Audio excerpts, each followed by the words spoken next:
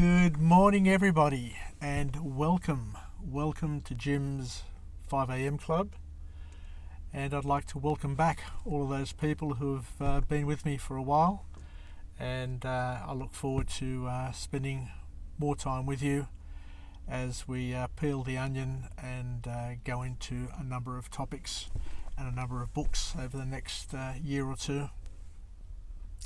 It's another beautiful day. The clouds are gone, the wind is gone, the sun's out, so hopefully it's going to be an awesome day. It's winter, it is cold, but with that winter sun it'll start warming up later in the morning, hopefully. Anyway, today I thought I'd talk to you about another topic which is near and dear to my heart. It's a topic which is quite sensitive and but needs to be talked about. And I remember a few years ago reading an article written by a fellow with a surname Bezikas. I forget what his first name was, but the article was quite profound and very eye-opening, especially to me. And it was entitled "The Emasculation of Society," and I didn't even know what emasculation meant, to tell you the truth, so I had to look it up in the dictionary. And emasculation is a scary term, and it basically means the demaling of men. So what the author went on to say was that the way things are going in our society with the slow breakup of family, the separating of men and women through divorce, and the challenges and issues of being able to have access to children, has an impact on everybody. Has an impact on the children, has the impact on the fathers, has an impact on the grandparents, has an impact on everybody. You know, there's no denying that. We know that through divorce and separation, there are issues everywhere, and everybody carries the burden and feels the pain. But what this author really honed in on and focused on was the impact that it has on young boys, and that's what I'm going to focus on today and talk about. And I guess in a nutshell, what he was saying was that, and I think a lot of us can probably relate to this these days, is that there seems to be a sidelining of male figures and men in our communities. For example, in schools, there are more female teachers these days and fewer males, fewer men.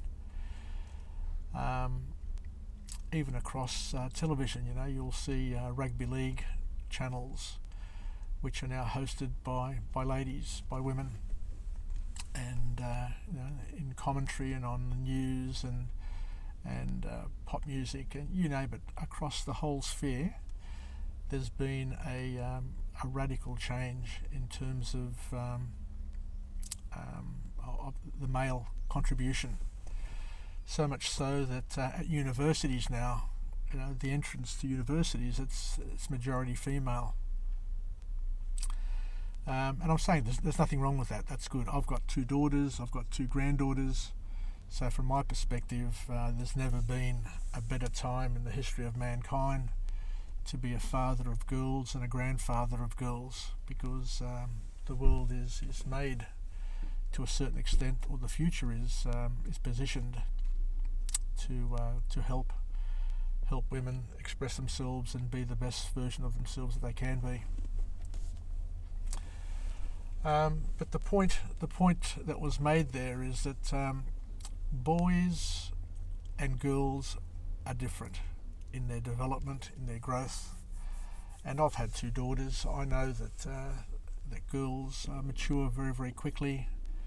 They verbalise quickly. They walk from an early age, and they engage and socialise very, very rapidly and quickly. Whereas boys, on the other hand, we're wired differently.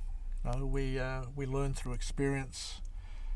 We learn through games. We learn in a different sort of fashion. So what Bezikas was saying was that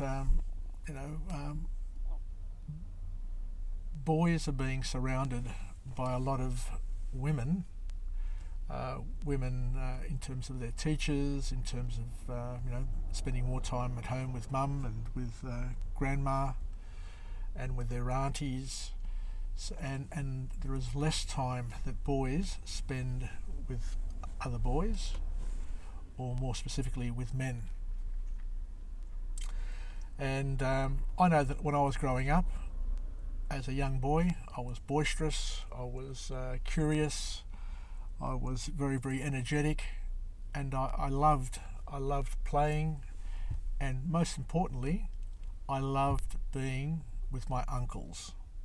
My Uncle Jimmy, my Uncle George, my Uncle Angelo, and later on when other uncles came into the family, my Uncle Andrew, and my Uncle Angelo Kathraptaki, and I really, really enjoyed their male company.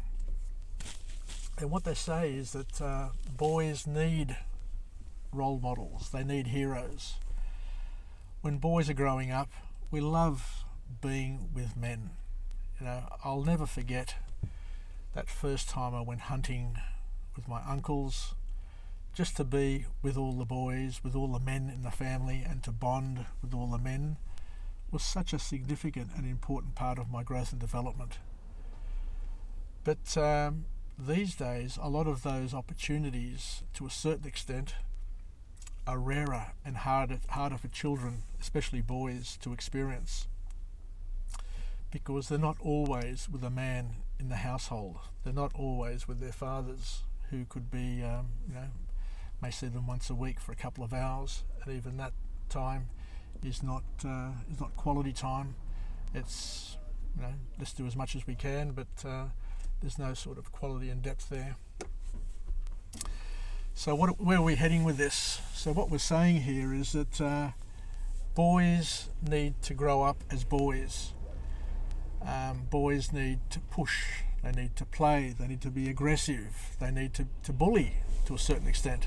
It's just normal part of boying. They need to pick on each other.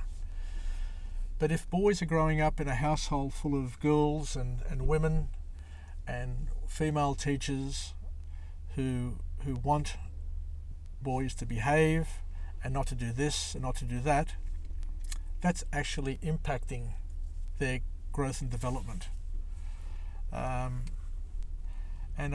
In Bezikas' article, he talked about a woman who was a feminist, a staunch feminist, who was all about female rights and bringing up boys with emotion and being careful and not being bullies and not being all of these sorts of things. But she admitted that it was only when she had her son that she finally realised that boys are different from girls, and boys need to be brought up different from girls, and boys need to push, they need to shout, they need to be boisterous, they need to be troublesome and ask questions and want immediate answers, because that's how boys are wired. So if you bring up a boy like a girl, don't do this, don't do that, and I'm not saying that bringing up girls is wrong. I've brought up girls and they respond beautifully to the things that my wife and I and the family members around us contributed. But boys need to be given free rein to be able to to be rude. Of course you tell them that it's wrong, but they need to find their limits. They need to push their limits. That's what being a boy and being a man is all about. So where does this lead us? Where does it take us? I guess the important thing for mothers or single mothers is to understand that you need male energy in your children's lives, and it can be through friends, it can be through uncles, it can be aunts, but always make sure that the boys in your life, the young boys, while they're growing and developing, they need to be surrounded by males and have that male influence, that male role model, and that male contribution to their growth and development. They can get it through sport, they can get it through a number of ways, but once again, just be mindful that boys are different in terms of their growth and development, and just to try and foster an environment that will cater for their growth and development, especially in mixed families where you've got boys and girls. You know,